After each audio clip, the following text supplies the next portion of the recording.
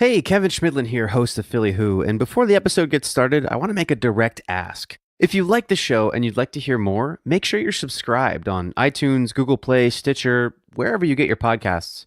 And if you really like it, give us a shout out on social media, Facebook, Twitter, Instagram, wherever you are, and let us know how much you love it. As always, thank you so much. Let's get to it.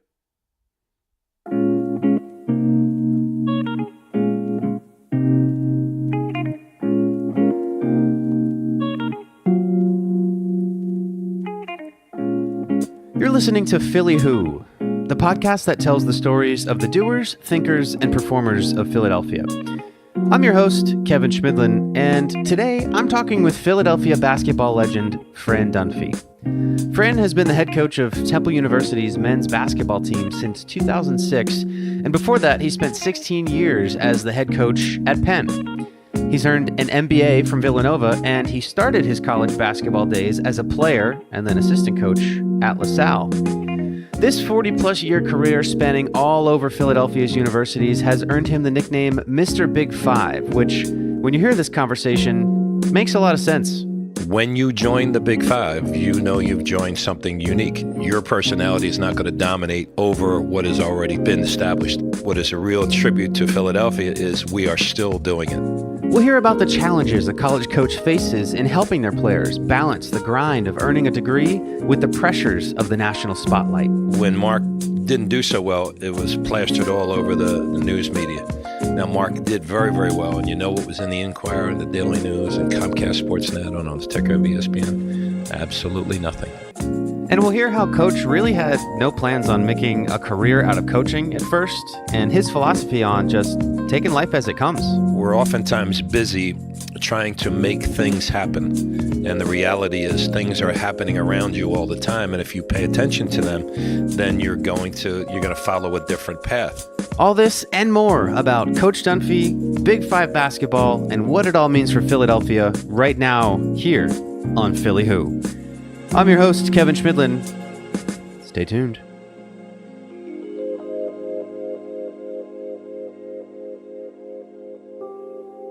So for those of you who aren't privy to the college basketball scene, Philadelphia has a pretty unique thing going on with what we call the Big Five. The Big Five schools are Temple, go Owls, Penn, St. Joe's, LaSalle, and recent winner of the NCAA National Championship, Villanova. Every year, these 5 teams get together, play a round-robin tournament, and crown one of them the champion of Philadelphia. Now, Coach Dunphy has either studied, coached, or played at 4 of these 5 schools, and along the way, as a coach, he's collected 13 conference championships, 16 appearances in the NCAA tournament, aka March Madness, and over 500 victories. What's remarkable about Coach, though, is that throughout his success in college basketball and the fame and celebrity that comes with it, his number one priority has always been helping others. He's the only Division I men's basketball coach that actually teaches a class to students at the college where he coaches. He's also very active in the Philadelphia community, raising money through the Coaches vs. Cancer Foundation, being heavily involved in Big Brothers Big Sisters, and just being a caring and approachable guy. He attributes this outlook to a time before coaching, before he was a player at LaSalle, even before he played in high school at Malvern Prep. To him, it all goes back to his time as a child in South Philly and the example set by his father. He was a child of the Depression. So he was born in 1921. The Depression hits in 1929, and it was really a tough time in America in those days, tough time in Philadelphia. And he figured out how to get along and how to get by, and didn't go back to school very much, if anything, but taught himself how to read and write and communicate. And really, but what he taught all of us, and specifically my brother and sisters, that be good to one another. Be good to one another, and give whatever you can. Whatever he had was yours.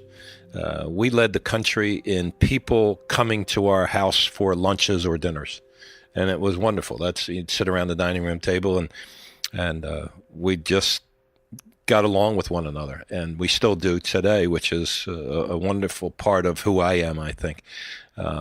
As I am often to say about my father and his generation and the way we grew up, nobody had anything. You had nothing, really. But you know what? You had enough, and we had each other, and that's all that mattered. So how have you, in a career of coaching and teaching, applied the lessons he taught you growing up? Well, I think just getting along with other people and take your work really, really seriously. Take your work seriously, but don't ever take yourself seriously. That's not what you do.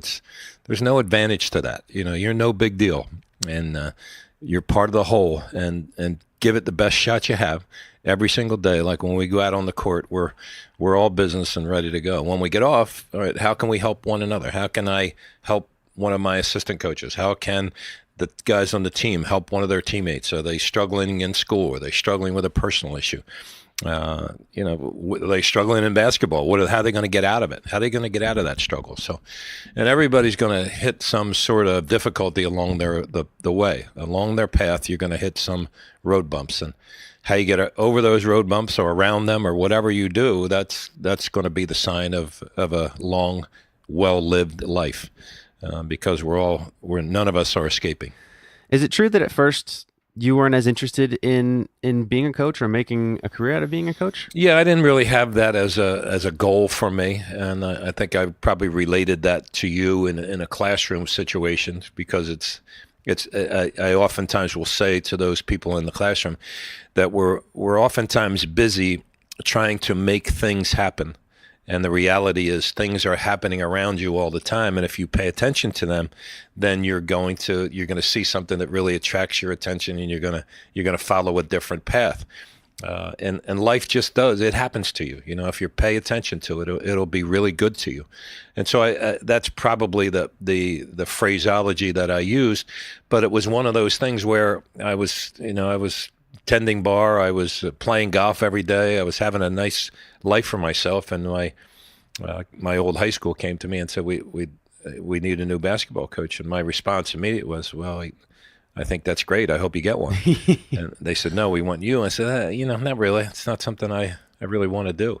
And they said, well, you need some direction. And I said, well, I don't really want it. I like my direction. Yeah. I'm fine with where I am.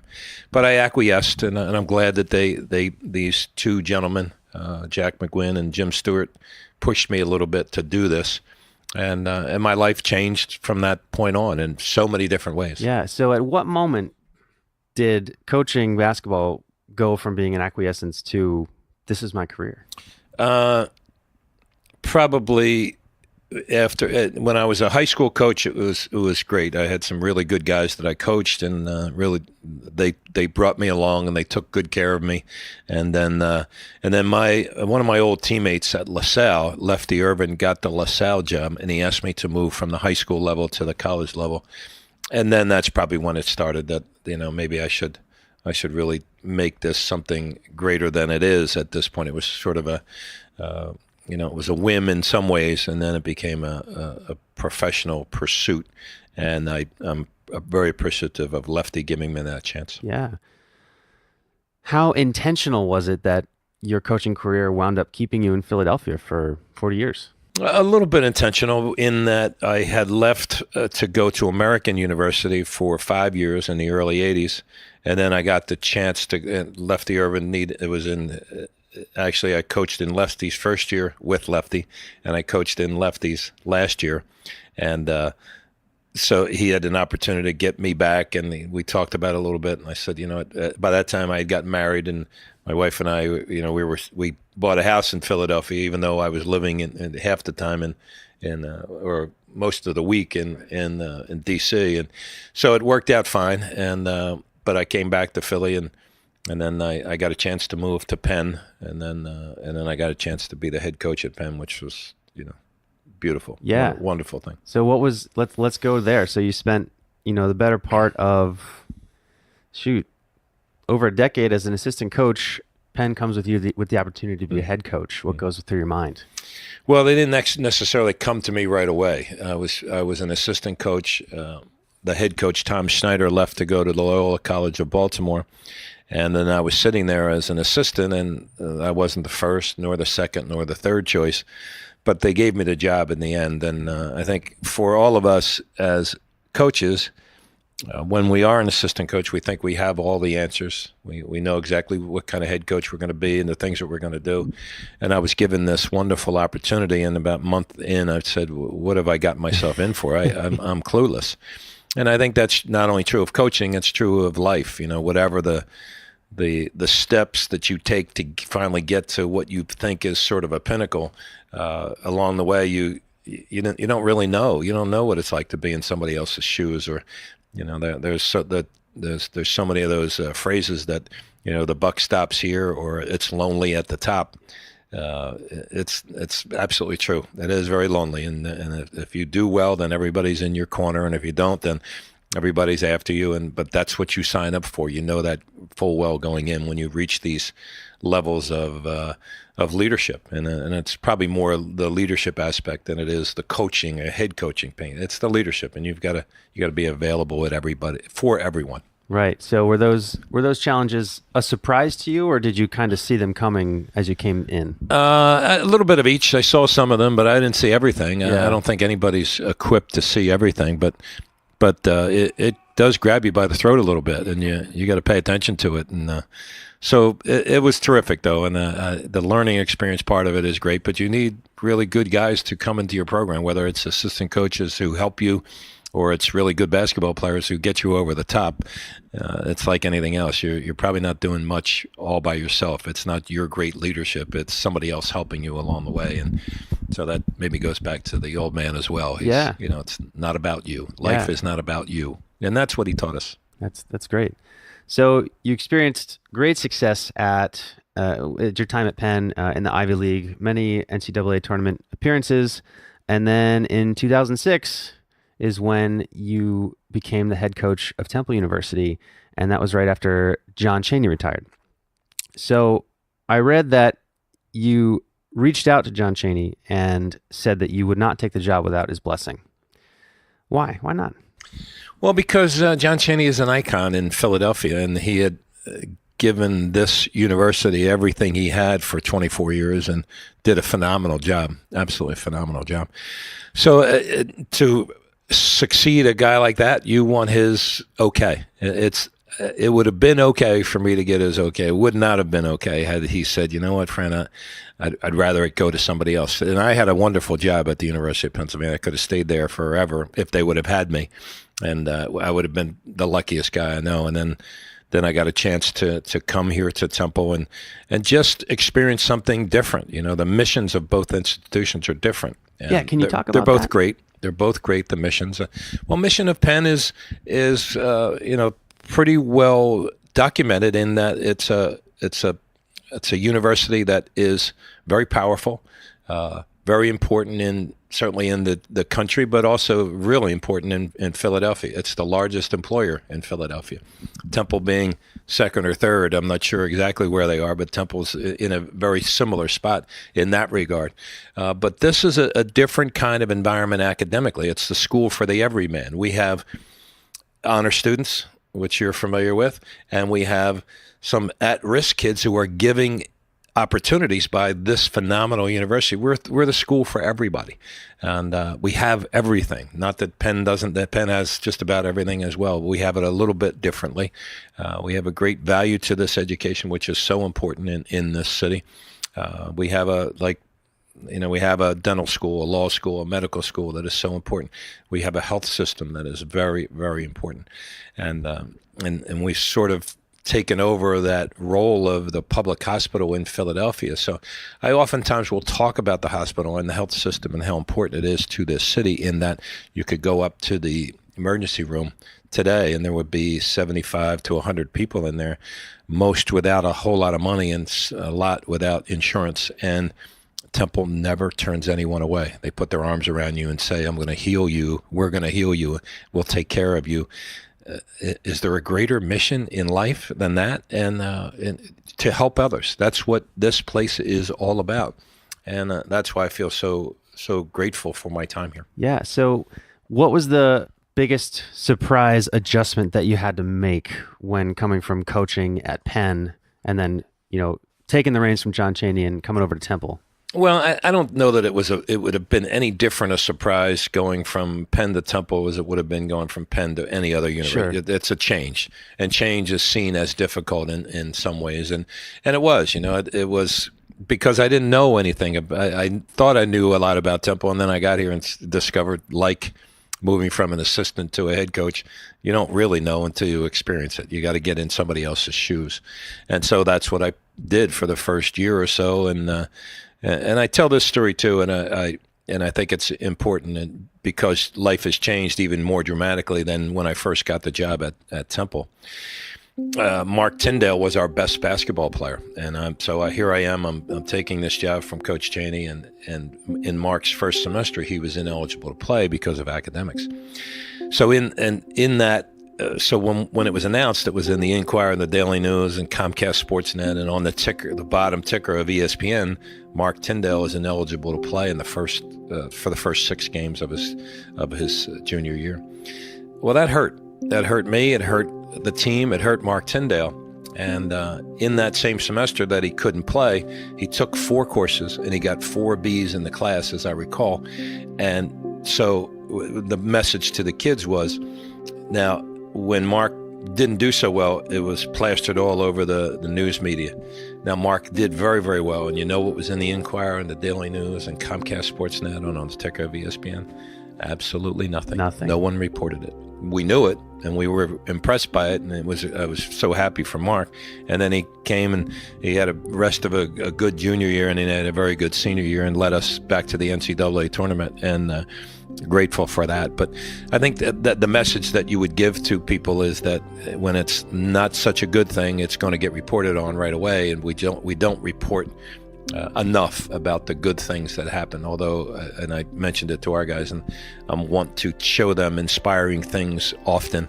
The young man who was in the NBA G League for 10 years got a chance finally to play with the Los Angeles Lakers for the last 2 games, and it's a very inspiring video when you see it. But how this young man presents himself, ironically enough, played basketball at American University in D.C., but how he presented himself to the coaching staff when he was given this opportunity, he was so grateful, and it was just a neat story, and we don't report that enough. But social media, and there's a lot of really good stuff out there, but they don't get as much attention as the difficult times do, and that's unfortunate. Yeah. So you mentioned, part of the thing that really intrigues me about student athletes is that they essentially have 2 more than full-time jobs. They work so hard to play for their team and to represent their university, and yet they're also there. They're getting an education primarily. So how do you teach your players to be able to balance those 2 things, especially when they're under the national spotlight, the TV cameras are rolling? What's the go-to there? Well, I think when we first speak to them, we tell them what a fabulous life it is to be a college athlete. I mean, it's pretty fabulous. You get your scholarship. You get, these days, the young men and women are getting paid money for their for cost of attendance, and it's a nice little paycheck. And if you happen to be from a disadvantaged background, you get pretty sizable Pell Grant monies and those kind of things. So it's a good life that way. What it is not, however, and go back to the good part about it, is you get a chance to market yourself, brand yourself. You're on TV all the time. You get gear, or you get everything. You get paid attention to a lot. People think you're a big deal. It's a great life, yet it's not an easy life. It's work. It's 3 mornings a week, getting up early to either go to a study hall or go to lift weights or train or do that, and you got to go to class all day, and you got to eat well. You got to provide for your body, and then you got to listen to a knucklehead like me fuss at you for 2 hours, 2.5 hours, and then you play some really difficult games. The college basketball is hard. Everybody's out there trying to do the same thing, and they're all everybody's hoping that they can play in the NBA, and so they've got this great goal that they want to reach, and the numbers tell you that it's probably not going to happen. Less than 1% of all these guys are going to go to the NBA, but yet they still have that dream, and we need to feed that dream. I think we need to we throw a dose of reality in there, but we also have to feed the dream. So it's not an easy life. It's work, and it's a lot of time consuming. You're not like every other student, and if you mess up, like Mark Tyndale did academically, or somebody else might do on a public in public somewhere, right. You're going to get reported on, and it's not what you want. Yeah. You want the reports to say all good things and not maybe some difficult things. But that's a nirvana, and we're not in nirvana here. We're in reality. Right. So you famously have either learned or coached at 4 of the Philadelphia Big Five schools. So I want to ask a little bit about when you were a player at Salle from, it was 1967 and 1970. What was the dynamic of the Big Five back then? Well, it was similar, although it wasn't exactly the same. The Big Five started in 1955, so it was sort of in its earlier days. And I have to give so much of the credit of how the Big Five developed to those people who created it initially, whether it was the athletic directors or the coaches or the administrators of the schools. They all got together and said, this is a great idea. Let's play all the games at the Palestra. And not only the Big Five games you played, but in those days any opposing team, you played at the Palestra. So games were Wednesday night, sometimes Friday night and Saturday night. And it was a wonderful existence. And so as a person, I got, as a youngster, to go to the Palestra to watch games. Then I got a chance to play at the Palestra in the Big Five, and then I got a chance to coach in the Palestra at the University of Pennsylvania, and then with Temple as well. We've played a number of games over the years at the Palestra since I have been at Temple. But the Palestra is as much a part of the Big Five as anything else is. Yet we've gotten away from it in recent years because everybody's doing their own thing. The reality is, if you tried to create the Big Five in today's world, just create it. So let's say Chicago or LA or New York or any big metropolitan area has enough teams to start something like it. But college basketball has changed so dramatically that there's no way you could get all this done again. But what is a real tribute to Philadelphia is we are still doing it, because the people who have come after those original people have said, you know what, this is a phenomenal thing. Let's never let it die. Yeah.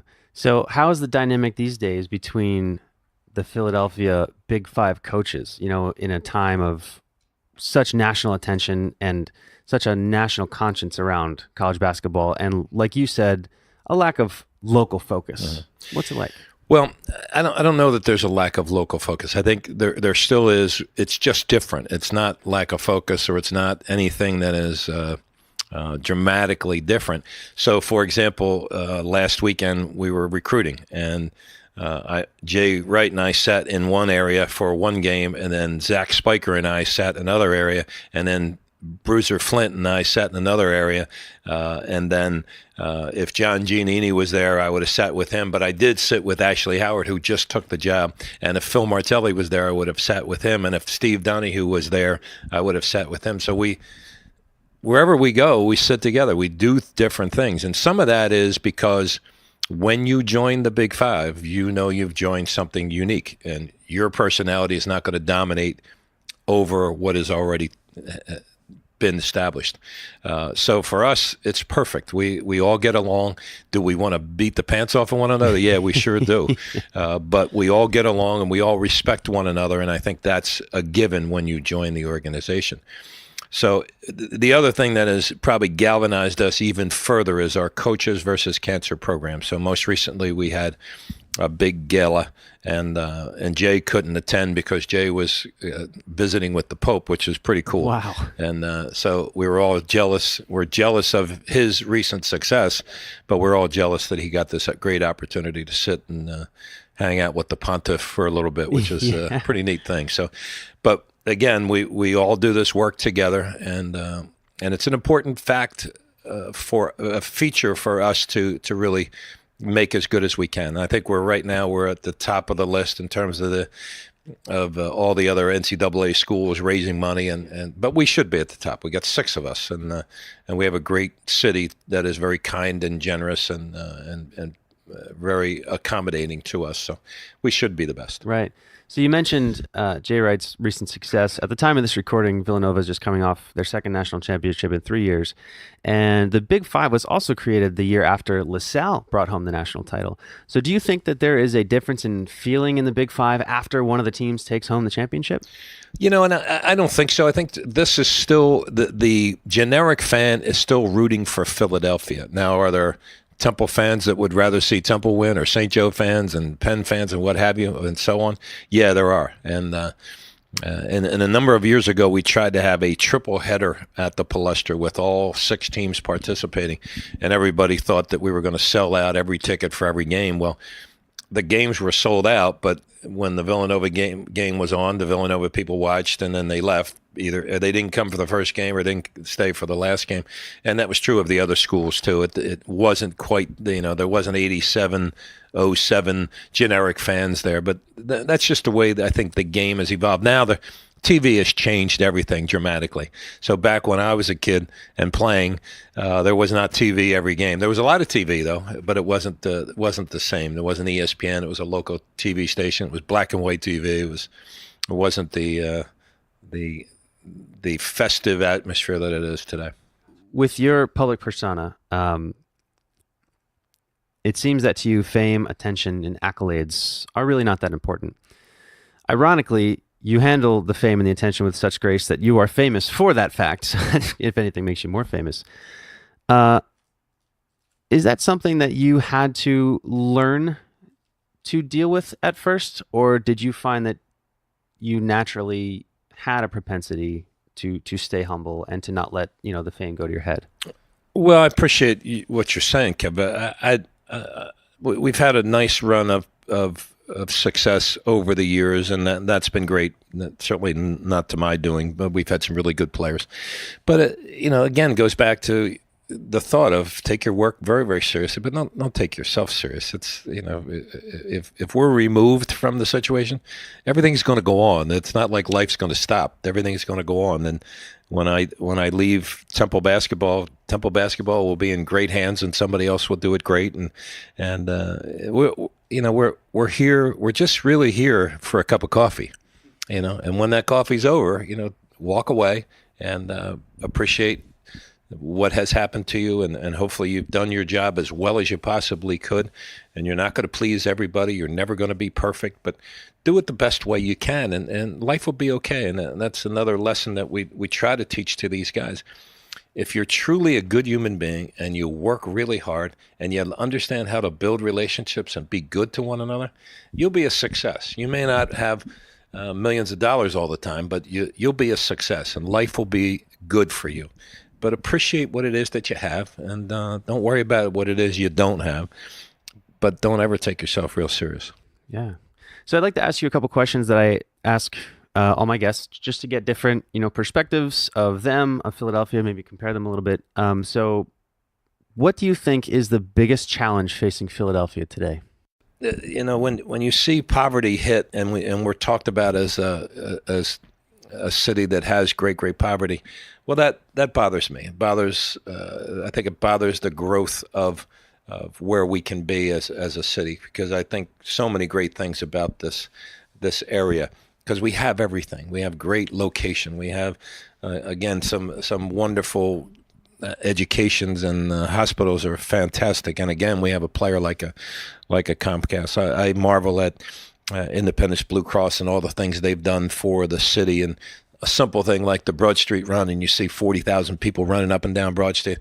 That's Philadelphia. That's what it's all about. Our pro teams and our college teams and all of those things are critical. I think our arts and our culture is just off the charts. And a typical. We had a kid come in and visit the other day, and I said you can change Temple University to Diversity University if you want to, because I think we are a very diverse atmosphere and culture, and this city is great diversity in it. And again, are we perfect? No, we're not. But every day we're fighting to get to perfection, and I think we're getting better every day. And I think there's some really good leaders in this city that care deeply about it. We want to be the best, and I think we think of ourselves as right up at the top. And again, we don't think of ourselves as perfect, but I think we think we have a lot to offer. So if you want to come to a great environment and a great city to live in, Philadelphia is your choice. Yeah. So if you were to be given a billboard where you can put anything you want on it, and a message or whatever, and all Philadelphians would see it, what do you think you'd put on it? Yeah, I don't know that I would put any words on it. I'd just put a picture on it and have the diversity of this city on there and represent as much as we can about what the neighborhoods and again the cultures and the colors that we all are. And I think we have just everything we possibly need. And the location that we are is we're not New York, and we don't want to be New York. We just want to be Philadelphia. We're not D.C., but we're in between the two of them, and I think we have everything that you would want in a city. I think we have here. We can get to the Jersey Shore. We can go to the mountains. We can fly on a plane anywhere. We've got a great. Our convenience to Center City by our airport is as good as it gets. We're right on the rail system that seemingly is the best financial gain for the Amtrak system in this rail system that we have here. So I think we have everything, and hopefully others recognize that. Yeah. So if you could send a message to your past self, whether when you were a player at LaSalle, a burgeoning assistant coach, maybe even sooner, would you? And if so, what would you say? Well, yeah, I'd probably say a lot of the things I just said to you. Like, don't ever take yourself serious. You don't have all the answers. You can always work harder. You can always give more. What else can you do? I mentioned it to our team yesterday. Who amongst us thinks that they are really good at giving back to the community? And nobody raised their hand. And I thought that was a real positive. And who amongst us thinks that they can give more? And they all raise their hand. So it's that kind of thing. And I think that's what I would tell myself, that you've got to do more. You've got to be more available for people.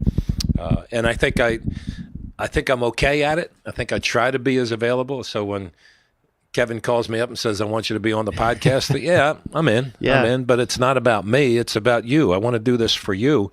And I want to do it for somebody else who thinks it's worthwhile, and I want to do it for Will Bubenek, who I did it for last week or whatever. And so it's important to give back. We're pretty lucky, and I oftentimes will say it, that I've been as lucky a guy as I know, and I can't keep it all. I got to give the luck back somehow, some way. But I hope that's in trying to make the impression on the students that I have in the classroom, or the players that I coach, or anybody else I come in contact with, is, you got to do more. You taught a class at Penn. You now teach here at Temple, along with Professor Lynn Anderson. Not a lot of NCAA coaches do that, actually have a class where they lecture. Why is that so important to you? Well, I think that it gives you the benefit of getting outside your comfort zone a little bit. There's a number of benefits. I think get out of this office. If I do it for 9:30 to 10:50 every Tuesday and Thursday morning, but I get a chance to see what everybody else is doing on campus, the bustle and the hustle on campus, and see how the changing of classes and the conversations that are going on and the buzz on campus. It gives me a chance to see what our students our players have to go through in a typical classroom setting.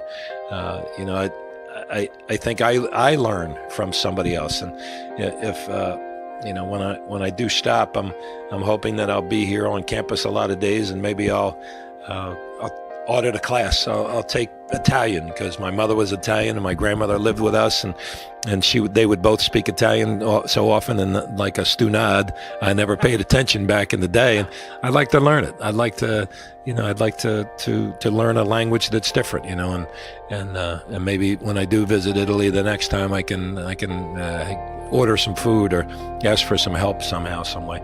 But I think that my advice to all of my coaching brethren would be that there's somebody on your campus like a Lynn Anderson who would say, why don't we co-teach this, or and talk about life, and that's what it is. Really, that's what we're teaching, is life, management, leadership, whatever it is. It's really about life and building relationships. that somebody on those campuses would do that with them, and I would encourage them every day, because it puts you in a different situation. And you know what? I think there's plenty of people out there who say, you know what? He's not just sitting in his office all day. He's kind of getting a feel and a flavor of the university. And let's face it, without those students that are walking up and down, there's no need for me to be on the university, because without them, I'm lost. I'm nowhere. I'm no one, really, to be honest with you. I'm so grateful for being on a college campus for all these years. It's made me a better person. For more on Coach, you can head to podphillywho.com/Dunphy. That's DUNPHY. If you like the show, be sure to subscribe and rate it on iTunes, and tell some friends. You can follow the podcast on Twitter and Instagram at PodPhillyWho. Music by Lee Rosevere. Artwork by Lauren Carhart. For Philly Who, I'm Kevin Schmidlin. See you next week.